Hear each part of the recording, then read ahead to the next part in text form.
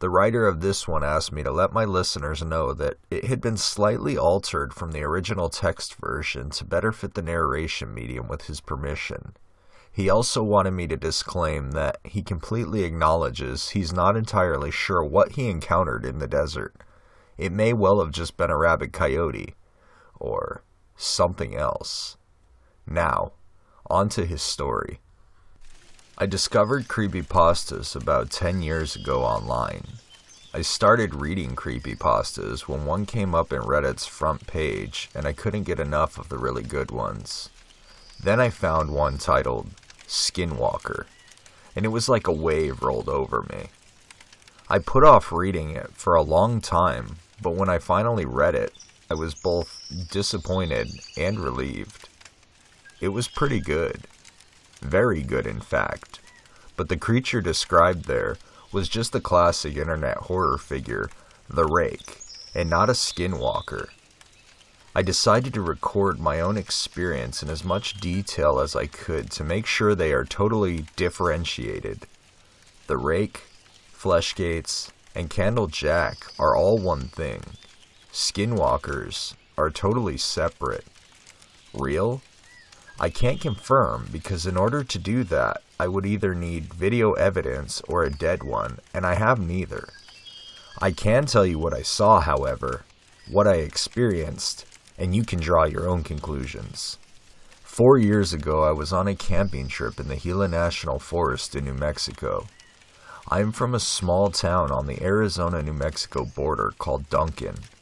Don't worry, you've never heard of it.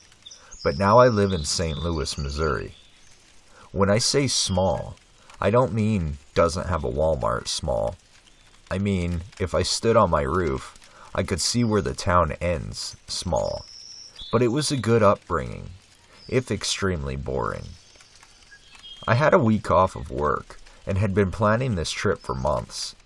I was taking a few really good friends back to where I would hike in high school. My best friend Dave, his brother Daniel, and his brother's girlfriend Ida, who had long grown tired of the Idaho jokes made her whole life, partially by me and Dave, and now went by her shortened middle name, Beth. Obviously, I wouldn't include that last bit if it wasn't important, so keep that in your back pocket for now. We were all experienced campers and outdoorsmen. Daniel had actually met Beth partial hiking the Appalachian Trail, and Dave and I had spent some time doing walkabouts in the Ozarks and Smokies, with one trip up to the Boundary Waters, where we lost a pack in a capsized canoe and had to survive off of the land for a few days before we got to someone with a satellite phone. This is important, because you need to understand that we all knew our way around the wild. We didn't scare easily, and knew that 9 times out of 10, the animals we're afraid of are more afraid of us. Just as an aside, typically these stories are annoyingly vague when it comes to location and details, especially the ones people say are legitimate, so I will copy and paste the plan for the trip below. Any local will tell you that these are real places that people do go while backpacking. The plan was to start from Silver City, go 42 miles north on NM15 and turn left toward Gila Cliff Dwellings National Monument. Continue 1 mile to the West Fork Trailhead. Walk a half mile back to the TJ Corral Trailhead. Climb Little Bear Canyon, then hike down into the Middle Fork Gila River Canyon. Follow the river upstream, and set up camp around the 6-mile marker. After the day hikers are gone, backtrack to the hot springs before dinner. The next day, continue up the Middle Fork to set up camp at the Meadows. I called it Matthews Flat in high school. The next day, take the Pryor Creek and Lily Park trails, crossing plateau grasslands to the rim of Hell's Hole Canyon. Take Hell's Hole Trail 268 to West Fork Trail 151, following it 12 miles to the end. There's a great campsite under a rocky alcove near the Hell's Hole Trail junction if we make it there in good enough time. If this story doesn't dissuade you, I'd recommend this backpacking trip, but I won't be going back there. On our first night, we made camp exactly where we were supposed to, around 6 miles from the trailhead, down the middle fork of the river. We found a nice quiet spot by the riverbank, about 40 feet from the water. It was dark, and the fire was small, but warm, and the food that you make while camping always tastes better than when it's cooked at home. We were quiet, and the stars overhead seemed close enough that if you reached out your hand, you could brush them away like sand from a blanket. The only light came from a half moon hung low in the sky through the scrubby trees and our fire. The euphoric peace was crushed by the absolutely unmistakable sound of coyotes that echoed throughout the trees behind us. Those who have never heard them may think they're basically dogs. They'd sound like barking. But that's not the case. Coyotes cry, they shriek, and yap. Some people think they sound like children crying out in pain.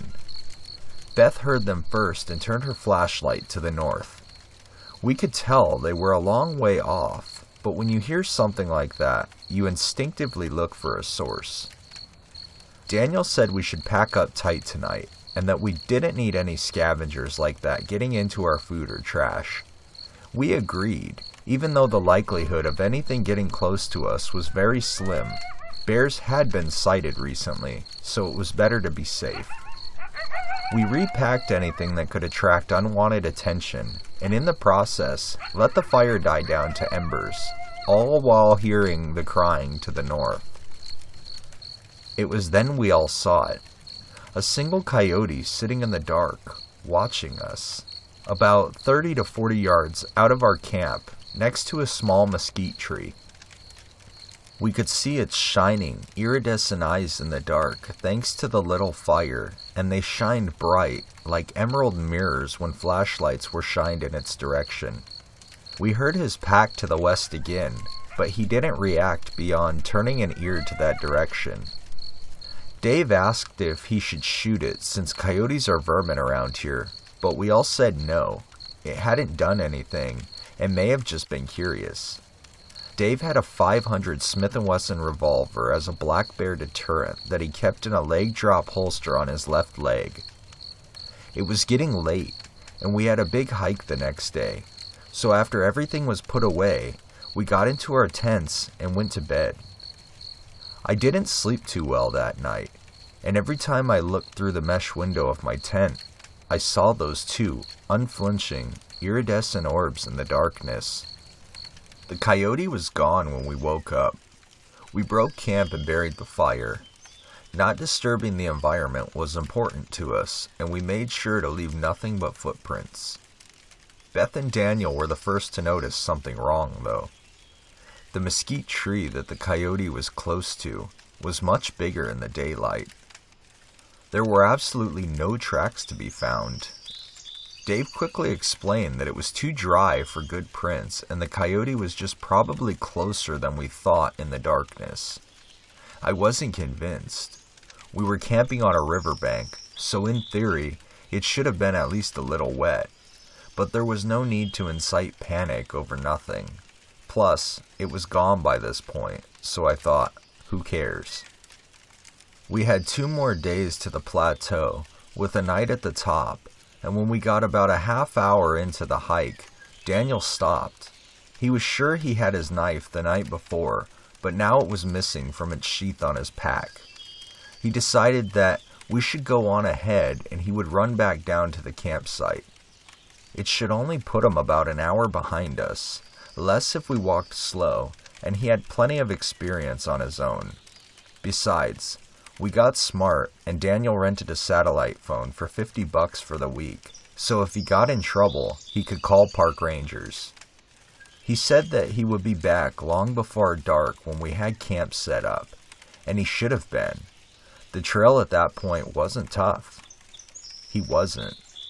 We set up the camp at the meadows, got a fire going. The sun had set and the last light was leaving the sky. The reds and pinks of the sunset gave way to the purples and blues of night. We were discussing whether or not to send someone out to look for him, when we heard fast, heavy footsteps. He was running, winded, and trying to say something. He didn't have his pack. Bear, I thought, and looked at Dave, who already had his gun out, ready to put down whatever came up the trail after his brother. Daniel was gasping for air. He collapsed at Beth's feet, holding himself up with his arms. Beth screamed, asking if he was all right, what was wrong, if he was hurt. Meanwhile, I reached in my pack and retrieved my camp axe.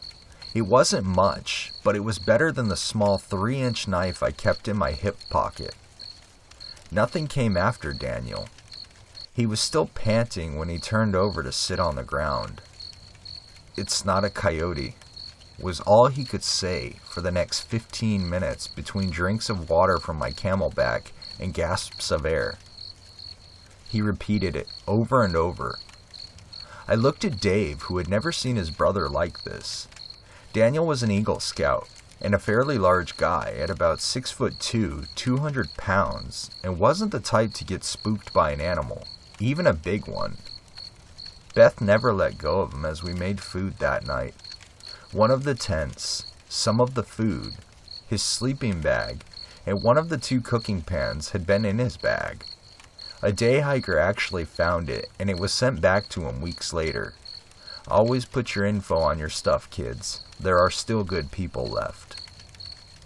When he got a hold of himself and was able to breathe normally, he told us what happened, punctuated by deep breaths and a vacant look as he was trying to decide if what happened to him actually happened. He said that he had almost reached the river when he realized how quiet it was. He heard no birds, no bugs, no wind. He barely heard the river, which at this point was little more than a trickle, when the night before it was shallow, but at least 15 feet across. He looked up the trail to see the coyote from the night before, but standing on 2 legs like a man, 40 feet from him. He said it stood 6 feet tall and didn't dance around at all, trying to stay up like a dog does who is trained to balance on 2 legs. He made it a point to mention that its mouth was closed as it just stared at him. A deep primal fear seized him and triggered his freeze instinct. He said he locked eyes with it for a moment that seemed like hours. When he finally had the sense to try backing away, no sooner had that thought entered his head did the coyote let out the most unnatural coyote cry he had ever heard. He said it wasn't deafening in the sense that your ears are left ringing, but it was deafening in the sense that that noise is all you can hear, even after it had stopped. Daniel wasn't stupid enough to think that he could outrun a coyote, especially one of this size, who was clearly not afraid of him. So he had to think quick. He slowly took a step back, fully expecting the animal to charge, but it didn't. Too afraid to look away, he crouched down and felt for a rock, a big stick, something to defend himself, but there was nothing but small pebbles. It began to move its mouth, and Daniel stood up. The animal's eyes rolled back into its head, and it slowly opened its mouth, too wide to be natural. Daniel showed me a picture of an animal called a thylacine, and told me its mouth looked like that when we got back after all of this. It's an extinct dog-like thing from Tasmania that could open its mouth to something like 130 degrees. Look it up if you have the time. This obviously put him over the edge. His flight response kicked in and he took off back toward us, an hour away. Running full tilt back down the hiking trail, he heard the cry one more time, a few seconds later as deafening as ever. He heard the shifting of gravel behind him and the sounds of footsteps. The coyote was running after him. Whether it was on 2 legs or 4, Daniel didn't know, but he didn't risk slowing down to look back and see. He was horse-collared by his pack a few feet later. From his knees, he slipped it off and ran as fast as he could. He knew the coyote should have been on him within 20 yards, but there were no footsteps behind him. He ran as long as he could before he slowed to a walk. Winded, he turned to see nothing. He heard a snap in the forest to his right, and he saw it as it reared up on its two legs again. He couldn't run far, but it was the only chance he had. He stopped to walk whenever he was too tired to run anymore, but every little twig snapping or rustling in the forest became the coyote in his mind, driving him forward. Eventually, he could see our firelight through the trees and broke out into a sprint. He said he nearly passed out more than once, and that pure fear kept him running. Obviously, at this point, our trip was over. We had half the food and half the tents, not to mention whatever was following us. We didn't have much choice regarding what to do that night, though. It was dark, and we had to try to hike back out the next day. Daniel wouldn't sleep unless someone kept watch, so we slept in shifts. The tent we had left was a 3-person tent, so that Dave and I could keep our packs inside with us, as well as other supplies while we slept. So while it wasn't ideal, it wasn't that big of a deal to cram 3 of us in while the other one kept watch. We stayed up between the tent and the fire for an hour, and would then sleep 3 hours while the others took their turn. Dave left us his revolver with instructions to shoot to wound, not kill, with the first shot, but not to hold back if any other follow-up shots were necessary, just in case we were shooting at something that wasn't our coyote. God forbid we should shoot a person hiking in the woods at night for some reason. He took the first watch. Beth took the second, and I took the third. Beth woke me up around 1:30 a.m. She was visibly scared. Before I could say anything, she put a finger to her lips, and then covered her mouth with one hand. She was silently crying and looking at Daniel. I got up out of the tent and looked around. The forest was still, except for the wind in the trees. The wind blew the tall grass, and it bent as if an invisible hand brushed the tops of the blades. Visibility was obviously limited, but we could see the tree line surrounding most of the meadow. Beth and I silently looked at each other and the surrounding area for 5 minutes before speaking. I wondered why she woke me up instead of Daniel when she finally spoke. She said to me in a low whisper, "I heard my name," with tears still rolling down her cheeks. Trying to remain rational, I told her it was okay. We were all shaken, and that the wind-bending branches could conceivably make a "beh" sound, and blowing through the leaves could make a "th" sound, forming Beth. She was shaking her head. I didn't hear Beth. The hairs on my neck and arms stood up. She swore she'd heard Daniel's voice coming from the trees calling her real name. She looked in the tent to see if he was still there, and when he was, she was too afraid to wake him. I stayed awake with her for half of her shift, trying to hear what she heard, but the only noise came from the occasional bug and the sound of the wind. After a long while, she settled down enough to be able to at least try to go back to sleep in the tent. We were so focused on listening that when it was my turn to take watch on my own, the fire had died down to almost nothing. This gave me something to occupy my time after Beth went back into the tent, so that was okay. Unfortunately, rebuilding the fire took less than 15 minutes, and was left with nothing to do but be alone with my thoughts for the remaining 45. This was the first time I really had to think about what was happening and how ridiculous it sounded. I believed them, though, Beth and Daniel. Growing up on the border of New Mexico gave me countless opportunities to talk with native Navajo people. I knew that what was out there perfectly fit the description of a skinwalker, an evil Navajo medicine man who had inherited the ability to shapeshift into different animals if he had wore their skin. I had seen some weird stuff in the desert as a kid, but nothing like Daniel said he saw. We weren't that far from the reservation, so it made sense, but they didn't actually exist, right? Plus, I was told I didn't have to worry about them. A native kid I went to high school with told me that, as ridiculous as it sounds, they can't hurt white people. But now, I obviously wasn't sure. I thought it was just superstition, so I never asked how to actually fight these things. I began to fear an encounter. What if it actually was real? If so, why did it want us? What would I do if it attacked? Would bullets hurt it? If not, what then? Would I die out here in the wild, victim of some ancient ritual? My fear turned to dread. How would it kill me? My death was inevitable in my mind. We could call the rangers, or police, or something, but it would take them hours to reach us minimum. By then, it would be way too late. Looking back now, I'd think I was being irrational, but I know now that a sudden, deep-rooted fear is a sign of a supposed skinwalker nearby. My shift was almost done.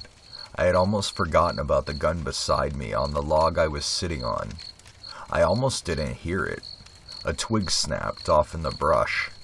Through the waves of heat and sparks escaping the fire, two iridescent orbs shone amidst the darkness of the meadow before me. My heart was in my throat. I shot up off the log and raised the gun. The eyes disappeared into the dark. Did I imagine it? Was I so afraid of this thing that I had envisioned its eyes locking with mine through the flames? The cry almost 90 degrees to my right shattered my thoughts. It couldn't have moved that far, that fast, could it? Was there more than one? It sounded like a coyote, just one. High-pitched shriek, but that wasn't the only sound there. Over a year later, I would be at an outdoor concert. I was one of the first people in the gates, and the sound tech had not muted one of the mics on stage. When a gust of wind blew through the empty amphitheater and reached the mic, I froze. The low, quiet rumble of the wind emanating from the subs that shook my core froze me in my tracks. That's as close as I can come to describing the noise beneath the singing shriek of what I heard. I turned. There off to my right, standing upright, was the thing. Its forelegs weren't raised in a beg position like a dog does when they stand on their back legs. They hung awkwardly downward in front. Its mouth was closed as it stared me down from the tree line some 90 feet away. I heard Daniel gasp in the tent next to me. He knew it was back. Beth stifled a scream through her hands. Through more sheer terror than I had ever experienced, I unloaded 3 shots in its direction, forgetting all about the aforementioned plan to shoot to wound. The gun kicked way harder than I anticipated, and at least one of my shots flew far into the treetops above the creature. I think I hit it with one shot, though, because it took a step back on 2 legs. I saw its mouth open, then straight down. I saw every tooth on its bottom jaw, and they were all pointed at me. The thing shook its head, and then with speed unlike anything I had ever seen, it ran straight across the meadow, right for me, still on 2 legs. The others came pouring out of the tent now as all of this had taken place over the course of less than 30 seconds. I fired again, and for sure hit it again in the chest when it got about 60 feet from me. After this hit, it dropped down on all 4s and jerked 90 degrees. It ran toward the tree line behind the tent and picked up speed as it disappeared into the tall grass. I fired one more shot where I thought it would be before Dave yelled at me to stop. The revolver was a 5-shooter, and he didn't have much ammunition. He thought he would only use the revolver against bears, and figured if he can't put a bear down in 5 shots, it's over for you anyway. We didn't sleep the rest of the night. Its image haunts me to this day. Eyes rolled back, mouth open too wide like a thylacine as it gave a cry from another world. I gave the revolver back to Dave, and he reloaded with what little ammunition he had left. Just a small pocket-sized 20-round box with only 15 left before he reloaded. None of us slept again that night. We packed up camp and waited by the fire until first light. The plan was to begin hiking as soon as we could see and call the park rangers to get out and meet us on the trail as soon as they could. We knew it would be more than a day's hike, but if the rangers could meet us on quads or ideally a truck, we could get back to the imagined safety of the trailhead quickly. We called and told them we had been attacked by something in the night. It turned out that the guy who answered, Roderick, was a Navajo, and got real quiet as we described what we saw. In a very serious tone, he said they'd bring out 2 side-by-sides, and that they'd get out in the next few minutes. He also told us that if we saw it again, not to look it in the eyes. He said that he knew what it was, and that we were lucky a few bullets deterred it, for now. Hiking back down the trail, we were all extremely on edge. Every movement in the corner of our eyes was the thing. All of us had weapons out, silently walking, eyes constantly scanning. Dave, who was in the front with the gun, stopped momentarily, causing all of us to stop. Not 10 minutes from our camp was the body of an elk. It wasn't torn in half. Its entrails didn't spill out all over the trail in a bloody mess. The skin was gone, and the head, and something had eaten much of the top rear leg, but it was largely untouched by the scavenger animals of the forest. We would have heard a hunter the day before, and no trophy hunter would leave a carcass in the middle of the trail. I don't even know if it was elk season. I think that thing wanted us to find it, wanted us to know what it was capable of, what it planned to do to us. We didn't see a single animal the rest of the hike, living or dead. When we heard the motors of the side-by-sides heading up the trail, we all breathed for what seemed like the first time since we broke camp. Roderick was driving the first one. He asked if we were all okay and if we had seen it again. We said no, but we told him about the elk, which he completely brushed off and told us to get on the vehicles. He didn't really want to talk about what he thought it was, but I knew. He had us fill out a report upon getting to the ranger station, but told us to hang around there for a few minutes. He walked out of the station with us and told us that he didn't know what exactly we saw because he wasn't there, but to him it sounded like something that his people don't talk about because they get power from the verbalization of their name, that they feed on fear. He also told us that it would make him feel better if we received a blessing from a good medicine man on the res. Beth wanted to go, but the rest of us just wanted out of New Mexico.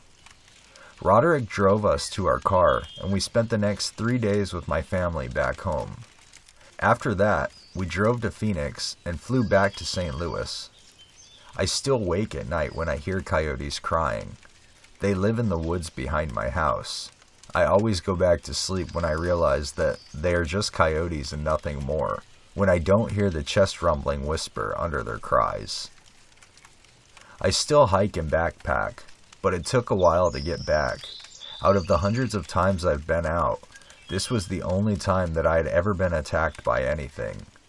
I have gotten into the Native American paranormal sightings since I had left New Mexico, because if skinwalkers are real, and I'm not necessarily saying they are, we may have simply been just attacked by a rabid coyote, and at this point, I almost believe it.